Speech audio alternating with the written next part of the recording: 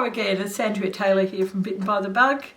I'm here to share as much information about stitching, about Sashiko to you all, to encourage you to find your own path and do your own thing in stitching. It's my goal, it's my life's pleasure. Today we're looking at tools for transferring. So there are a myriad of different things you can use to transfer your patterns to your fabric. I'll go through right from the start. Is the very first thing I ever did, which was a good 20 years ago, was using Chaco paper. Okay, so this is Chaco paper. It is 5 colours in a pack of Chaco paper, and they are used to transfer designs to your work to stitch on. And you can, any colour will go on practically any fabric. I have a preference probably for blue, that works the best for me, but you've got blue, white, green, yellow and pink, and so there's a colour that will suit any fabric. Now if you're doing designs that are intricate or have detail, this is when I use Chaco paper. So this is what I mean by that. The wave pattern is completely taken the design from the fabric, and quite often I'll photocopy fabric and I'll blow it up and then I'll use it as a stitching pattern. And in this case I did something similar. I blew it up, took a tracing from it and then modified it into a stitching pattern. I then was able to use my Chaco paper to transfer this design using what we call a stylus. So a stylus is a ball-headed tool that should look like this, and that will help transfer the design to your fabric so you can stitch. This is washable, so when you finish doing your stitching, you would just wash it in I use liquid soap and warm water and it will wash away. Put the piece of stitching on a nice fluffy towel. It'll absorb the excess water, and then when it's damp I iron it on the wrong side. Okay, using Sashiko thread is important. Sashiko thread then swells in your fabric, and because it does that, it becomes almost one with your fabric and it sits almost on top of the fabric. It's very hard to pull out, so you can actually cut up your Sashiko pieces without any worry, which I do quite often, cut them up. Okay, this one was cut, you can see here, and it doesn't come undone, so that's a good thing. Okay, so moving on from using Chaco paper is being very traditional and tracing your patterns directly to your fabric. So direct tracing is aided by books that have the traditional patterns in them. So most Sashiko patterns, if we look at this Japanese book, are traditional patterns. So they don't belong to anyone. They are some of them represent different things, and some of them are just patterns. Originally, Sashiko was used to add thickness to fabric, resilience, to keep out the cold. So it was a very useful utilitarian type stitching, and then it became quite decorative as time went on. And there are hundreds of different patterns that you can use, and you're not contravening any copyright if you use them out of these books. They're resource books and they want you to use them for your stitching work. You will notice that these stitching patterns are in a grid. Now the grids can be different shapes. Some of them are diamonds, some of them are squares, there are even rectangles, and they then help you to actually trace directly to your fabric a pattern to stitch on. So something as simple as this one is just going around the different grid lines Okay, you almost don't need to do the supplementary drawing on that one because it's pretty straightforward. Though it's sometimes good to do that, especially if you're a beginner. This sort of one you can see here, this is very, very straightforward. It's very effective, but it's very straightforward. Again, a really good one for beginner, a bit for beginning drafting and for beginning stitching as well. Okay, so you start to get to the more intricate ones, these ones here. Quite involved and involved with your drawing as well, and your grid is so much bigger. Your grid is so much bigger, and it has to be able to have this in there. Like, so you're looking at, sometimes they tell you in the books how big the grid is, and sometimes they don't, and you have to then just play around with it. But you could be pretty well assured that that's going to be about a 2-inch grid when you compare it to other grids in this book. So when you think about it, if the grid is bigger, then the design will be bigger. So if the grid is really small, the design will be very small. So it is not a good idea to start with a very, very tiny grid. You've got a lot more drawing and a lot more stitching to do. So as a beginner, if you are a beginner at doing this work, I always do an open pattern. Even if I haven't done any for a while, I will do an open pattern so I can get in tune with it again. Now, most Japanese books have this format in them. They have this grid in here.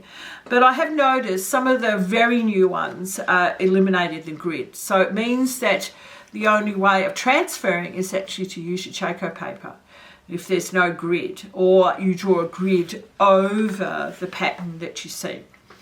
Okay, so this one here is a very, very traditional design, and you can see how the circles are put into four blocks of the grid. So we're going to do a little bit of this one today. This is another one that's quite easy, which is called linked plovers, and this one is like a waterfall. Is a waterfall pattern. Very interesting to do and very minimalist as well. So you can see the grid there as well. So I've been playing around for a while doing this, and I find I enjoy the actual process. Not only do I like doing the stitching, I like doing the process of transferring directly to fabric. And I hope that some of you out there will also give it a go and do it yourself. It is the path to free form and individual sashiko work because it completely frees you up from like doing anything that everybody else is doing. Okay, so I started a grid on this piece of really beautiful Japanese cotton. This is very, like, almost ink navy. And I just used a plate. Well, that's a plate. And I drew a circle because this is then going to be, have the design imprinted into that. Okay, so my grid pattern, I was using an inch wide ruler. But as I said, you can go down to a 1/2 inch wide ruler if you wish to. But remembering, if it's a 1/2 inch, your pattern will be smaller. There'll be a lot more work to do, and it will take you maybe a bit longer to do. Okay, so I'm just crossing back over the other way with my white chalk pencil. That's the other thing that's invaluable to do this work, is a chalk pencil. Now, chalk pencils come in all different colours. They come in blue, yellow, pink, white, as you can see here. And I wouldn't be without my chalk pencils. I just love them. Again, they're washable. They wash out of your fabric the same as Chaco paper does. If you are doing your designs on a light colour fabric, you can use a Frixion pen, which is a heat erasable pen, or a blue marker. Don't use the purple markers. The purple markers will disappear over time. But I mean, that's all right if you finish your stitching, but it's not if you haven't finished your transferring of your design. Now you can see that all I did was draw around the plate, and then I fill in the plate with a grid.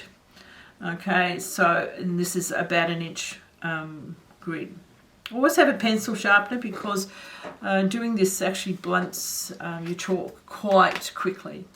Now the other thing I use a lot of the time, apart from different rulers to do different designs, are these. These are a donut templates. I love these. These are fabulous. There's every size imaginable that you can use.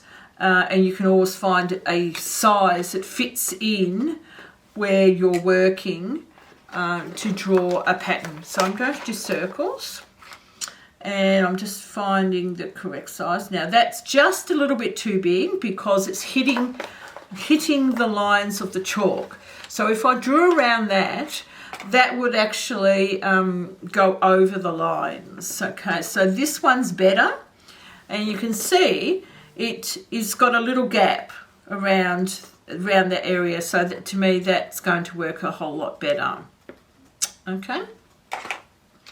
So I like to do things a little bit different to everybody else. Yeah, you go. Of course you do, yes. So I'll show you how I approach things like this. Quite often I don't completely cover my pieces I'm going to do with pattern. I leave things off, and I leave I create something that I want to look at, I want to do, rather than be conventional. So I've also got to think of, when I finish this will all be washed off. This grid will be washed off and you'll be left with the stitching.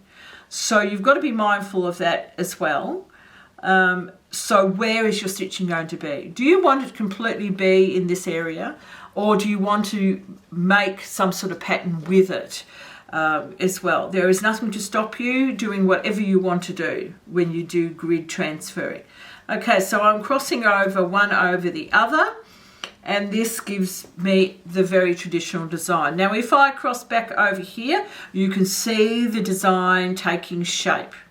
Okay, there.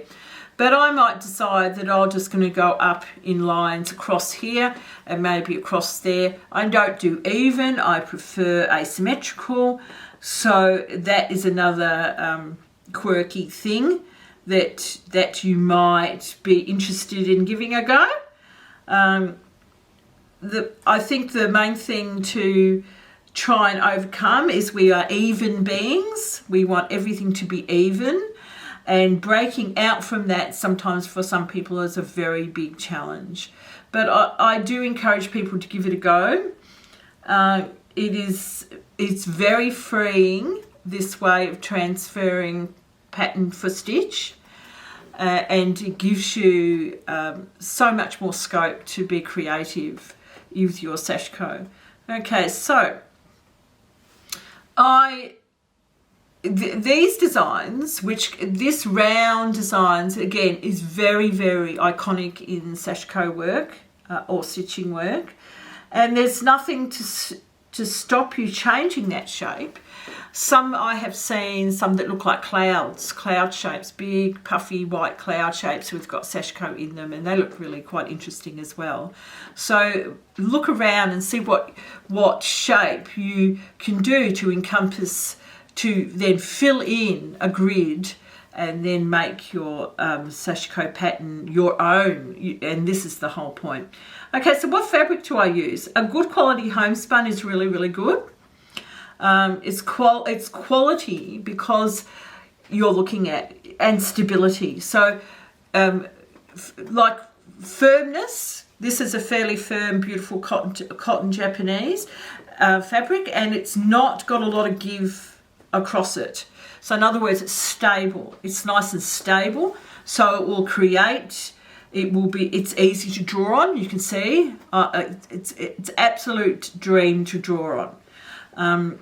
It's called Hakama. I'm waiting for a delivery of it, and it should come mid-December now because I'm absolutely almost out of it. It's a midnight blue, a beautiful midnight blue. In fact, it's almost black. Okay, so what I've done there, you can see here, that's an iconic pattern. in Sashiko. And so I am going through this direction and through this direction, and that's all I'm going to do on this pattern, and then the rest will be a void. Now round this very outside edge is stitching. Now it can be a double row of stitching, and I'll show you what I mean by that, or it can be a single row of stitching. And again, that's completely up to you how you want to finish that edge. And it can be the iconic snowflake pattern as well. Does not have to be anything that you don't want it to be. You can play with it. You can just do the standard Sashiko stitch if you want to. Now the good thing about the chalk, if you make a mistake, you either wash it off, or with a lot of these charcoal pencils, they come with a brush on the end. And so you can brush off any mistakes. And in fact, this one here, I was playing around with this one earlier, and I was doing link plovers to show in this session, and I missed a line by one. So I just used my brush and brushed it off. This is a much smaller grid. This is a 1/2 inch grid. This is the mistake part there. You can see where it used to be, and it should have been there. So even the simplest pattern can be a challenge if you're not really watching what you're doing. So it is sometimes best to start with the simplest, but one of the most iconic patterns, which is link circles, to get the image that you want. As I said, this will then be, when the stitching is finished, it will be washed off. This piece here is a practice piece, of which I have another one here. This is another practice piece. And I will then use it in other things because, as I mentioned, Sashiko thread, when you wash the piece, this is hydrangea in here, will swell slightly and become embedded in your fabric. So there's quite a possibility I will chop this up, we'll cut it into pieces and put it into something else. Now this fabric here is shot cotton called Tama. It's beautiful to work on, a little bit finer but still easy to draw a design onto, not a problem. And this is what I mean by a double row of stitching. Okay, double row here. Must keep nice loose tension when you do those so it doesn't pull your work up. But this has got 3 that's ready to go. It could end up being embedded into a quilt, could be the center of a quilt, could be a corner of a quilt, or as I said, it could just be chopped up. I'm not really sure yet. I just enjoy the process. Okay, the other thing that these are used for is to actually make tablecloths. So the black one here with the link plovers on is going to be a tablecloth. So any fabric that you pick, if you square it, so if it's 1.15 or 1.4 or 1.5, if you buy the equivalent of what it would be is to square it, it then becomes a Japanese style tablecloth or table center. So the other one I'm working on at the moment, I'm just bending down here because it's on the floor, is this big blue one. Now I've come quite a ways with this, and the one thing I would say that's important when you're doing this work, if it's going to be a tablecloth, it's not backed and it's not got any wadding and it's not quilted or anything like that. It's just hemmed. So when it's finished, it needs to look as neat on the back as you've got on the front. Okay, now you can see with this one, I'm not sure if I'm going to add any more to it.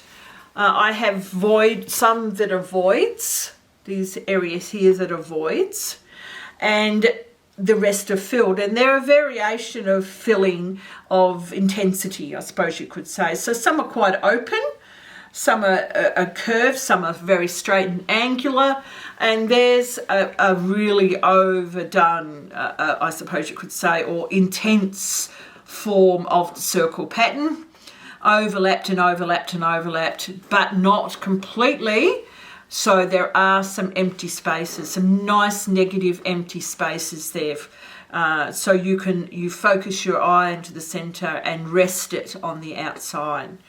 Okay, so sometimes I have just straight lines, and these circles are then almost representation of or representative of tamari balls. So tamari balls are the little balls of thread that they thread. I do stitch some when I have some time, and they give to children. It's different. It used to be just to girls, but I believe they give them to boys and girls now. They used to be used as proper balls, but now they're more as a decoration or a good luck token on Children's Day. So this is what this represents.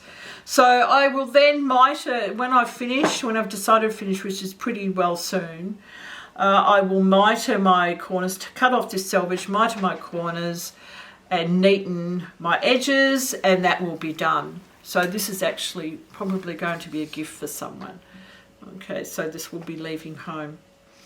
I hope you have enjoyed just a brief glimpse of transferring your patterns directly to your fabric, and I hope that some of you will give it a go. The right tools are very important, your rulers and your chalk pencil, but there are a few of them when you're doing this, and they're the main things. Circle sets, things like that, template sets, circles, you can find something in your kitchen cupboard that is a circle, would work quite as well as this one here. Do look, if you haven't got access to Japanese books, do look on the Pinterest or internet for patterns that are sitting in grids. That's what you're looking for. I thank you today for your attention, and I do hope your Sashiko journey is a happy one. Thank you.